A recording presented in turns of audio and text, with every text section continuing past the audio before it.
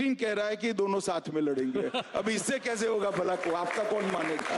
नहीं, मैं तो सिर्फ सवाल पूछ रहा हूं, मैं कुछ कह नहीं रहा हूं। मैं तो जो आप बोल रहे हैं उसको रिपीट कर रहा हूं।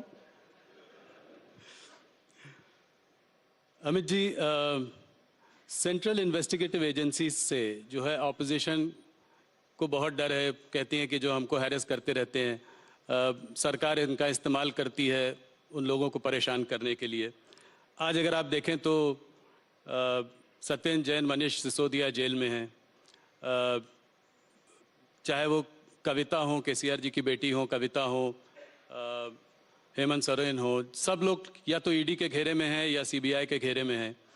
तो भूपेश बघेल जी के भी ज़्यादातर लोगों पर रेड्स पड़ती रहती हैं। तो ऑपोजिशन का कहना ये है कि क्या ईडी और सीबीआई के दफ्तर भारतीय जनता पार्टी के स्टेट्स में बंद हो चुके हैं? जरा भी ऐसा नहीं है। 2014 और 2019 दोनों चुनाव में भारतीय जनता पार्टी की सरकार ने देश को वादा किया था कि हम करप्शन के खिलाफ लड़ेंगे, और हमारी ये लड़ाई करप्शन के खिलाफ है। कल ही मोदी जी ने कुछ आंकड़े दिए थे, मैं इसको रिपीट करना चाहूंगा। 2004 से 2014 में ईडी, यही कानून था, कोई कानून हमने बदला नहीं है, यही कानून था।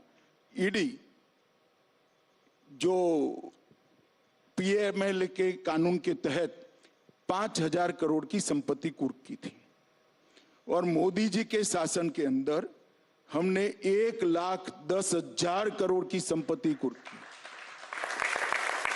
उसका 5% भी पॉलिटिशियन का नहीं है, बाबुओं का भी है, भ्रष्ट व्यापारियों का भी है, सबका है, जो देश के कानून को तोड़कर टैक्स दिए बगैर धन शोधन करते हैं। क्या लड़ाई बंद कर दें? और क्या देश की जनता ऐसा कानून चाहती है कि अगर कोई पॉलिटिशियन, कोई राजनीति में काम करने वाले नेता या व्यक्ति भ्रष्टाचार करे तो इसके खिलाफ कोई कार्यवाही न हो? यही सीबीआई के तहत 9 वर्षों में हमने 5,000 केस भ्रष्टाचार के दर्ज किए। कांग्रेस ने 500 भी नहीं किए थे, 500 भी नहीं। क्या 5,000 के 5,000 केस राजनीतिक पार्टियों के कार्यकर्ताओं पर है? ना, सभी के सामने है, बाबुओं के सामने भी है, व्यापारियों के सामने भी है, और मिली भगत के सामने भी है। और जहां तक दुरुपयोग का सवाल है, लालू जी पर केस किसने किया था? यूपीए की सरकार ने किया था जी। शेख अब्दुल्ला के खिलाफ विमान भरकर अफसर, वो बड़े वाला एयर इंडिया का पुराना विमान आता है, क्या कहते 320 या ऐसा विमान होता है, पूरा विमान भरकर अफसर भेजे थे और कई सालों के लिए जेल में डाल दिए थे। किसने किया था? इंदिरा जी ने किया था। ये तो भ्रष्टाचार के केस है। मैं राहुल जी को और उनकी पार्टी को याद कराना चाहता हूं, इमरजेंसी डालकर लाखों बेगुनाह विपक्ष के नेताओं को जेल में डाल दिया था 19 महीने तक, और बेल का प्रोविजन भी नहीं था। और यहां तो बेल का प्रोविजन, आप कोर्ट में जाइए। मैं आपको बताता हूं दुरुपयोग कैसे होता है, मैं उसका भुक्तभोगी हूं। हमारे खिलाफ कोई भ्रष्टाचार का केस कांग्रेस ने नहीं किया था। एक एनकाउंटर हुआ था, उसमें मैं राज्य का गृह मंत्री था, मुझ पर केस कर दिया और सीबीआई ने मेरी अरेस्ट की जी। अरेस्ट में सीबीआई के रिकॉर्ड पर आज भी टैप किया हुआ पड़ा होगा, अगर प्रामाणिकता से टैप किया तो सीबीआई के उस वक्त के अफसरों ने, और मिटा नहीं दिया कांग्रेस सरकार ने। तो 90% सवालों में यही था कि काहे को परेशान हो रहे हो, मोदी का नाम दे दो आपको छोड़ देंगे। हमने तो काले कपड़े नहीं पहने, कोई विरोध नहीं किया जी।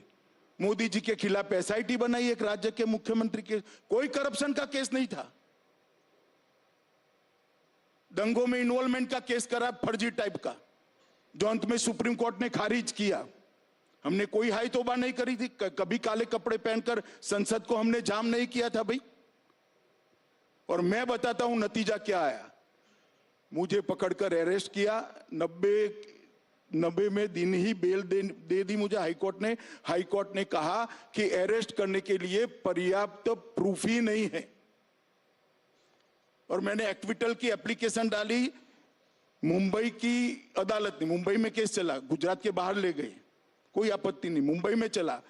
वहां कोर्ट ने कहा कि राजनीतिक प्रतिशोध की भावना से सीबीआई ने राजनीतिक इशारों पर एक केस किया है, इसलिए हम अमित शाह के खिलाफ के केस को और सारे आरोपों को खारिज करते हैं। हमने हाई तौबा नहीं की थी। और यही लोग थे, यही चिदंबरम बैठे थे, यही सोनिया जी नेतृत्व करती थी यूपीए सरकार का, यही मनमोहन सिंह थे, और यही राहुल गांधी सांसद थे। अब क्या हो गया भाई? और हमने तो आप पर जो केस करे हैं भैया, वो करप्शन के हैं, आपकी बदजुबानी का केस है। इस प्रकार के फर्जी केस नहीं किए हैं। और केजरीवाल भी रोज छातियां पीटते हैं। भैया ये सारे निर्दोष हैं। तो जैन साहब कितने समय से अंदर हैं? काफी समय हो गया, 1.5 साल हो गया जी। क्यों बेल नहीं होता है? सिसोदिया जी कितने समय से अंदर हैं? क्यों बेल नहीं होता है? इस देश में अदालतें हैं भाई, सबने अपना केस लेकर अदालत के सामने जाना चाहिए। एजेंसियों के दुरुपयोग का आरोप करने की लिए मैं कांग्रेस के मित्रों को कहना चाहता हूं, एक उंगली किसी के खिलाफ करोगे तो 4 उंगली आपके खिलाफ आती है, ध्यान रखना। और इस देश की जनता ने आपके समय में सब कुछ देखा हुआ है, मगर हमने कभी भी ऐसे काले कपड़े पहनकर, काली पगड़ियां, काली धोती, काला कुर्ता पहनकर नहीं, रोड पर नहीं निकले हम। वही कानूनी मामला है, निर्दोष है तो कानून में श्रद्धा होनी चाहिए, कानून छोड़ देगा आपको। जी। मैं तो इतने साल तक कभी नहीं बोला, आज आपने यूं कर बुलवाया तो मैंने बता दिया। अब तक नहीं बोला था मैं तो कभी। पर अमित जी और पूरी मेरी इंट्रोगेशन में एक ही बात, मोदी का नाम दे दो, मोदी का नाम दे दो, मोदी का। भाई क्यों डरते हो मोदी से? क्यों फंसाना चाहते हो? और कोई इंट्रोगेशन में कोई चीज नहीं पूछी मुझे, और मेरे कारण बेचारे कई सारे पुलिस अफसर, निर्दोष टाइप के अफसरों को जेल में डाल दिया। और वही कांग्रेस आज ये प्रलाप कर रही है, वही चिदंबरम साहब आज बोल रहे हैं, वही कपिल सिब्बल बोल रहे हैं, वही अभिषेक मनु सिंघवी बोल रहे हैं। उनको आत्मचिंतन करना चाहिए कि भ्रष्टाचार का जितना भी पैसा इकट्ठा किया है, एक बार सामने से अदालत के सामने जाकर दे दे, शायद अदालत माफ कर दे उनको। ये ढूंढ कर पकड़ेंगे तो तकलीफ आएगी। एक ऑपोजिशन लीडर का कहना यह है कि ये सारे आप भ्रष्टाचार के जो केसेस आप इन्वेस्टिगेट एजेंसीज तो करती हैं, पर अगर नेता पार्टी बदलकर भारतीय जनता पार्टी में आ जाए तो उसके खिलाफ केसेस को ड्रॉप कर दिया जाता है। ये बिल्कुल बेसलेस बात है। इस देश में अदालतें हैं, आपके पास अगर कॉन्क्रीट केस है तो लेकर अदालत में जाइए, अदालत सीबीआई को डायरेक्ट करेगी, ईडी को डायरेक्ट करेगी। कौन ईडी और सीबीआई की हिम्मत है अदालत के डायरेक्शन के खिलाफ काम करने की? बताइए, किसकी हिम्मत है? और कांग्रेस पार्टी क्या मानती है? इस देश में अदालतें बंद हो गई है, जाइए आप अदालत में। ये 14 ऑपोजिशन पार्टीज ने एक सुप्रीम कोर्ट में एक याचिका दायर की भी है, जहां पे वो कह रहे हैं कि गाइडलाइंस फॉर अरेस्ट होना चाहिए। 3 गाइडलाइंस की उन्होंने बात करी है, इसको कैसे देखते हैं? अरे भाई, इस देश में अरेस्ट की, बेल की और रिमांड की, तीनों की गाइडलाइन सुप्रीम कोर्ट के 5 जजमेंटों से प्रस्तावित है।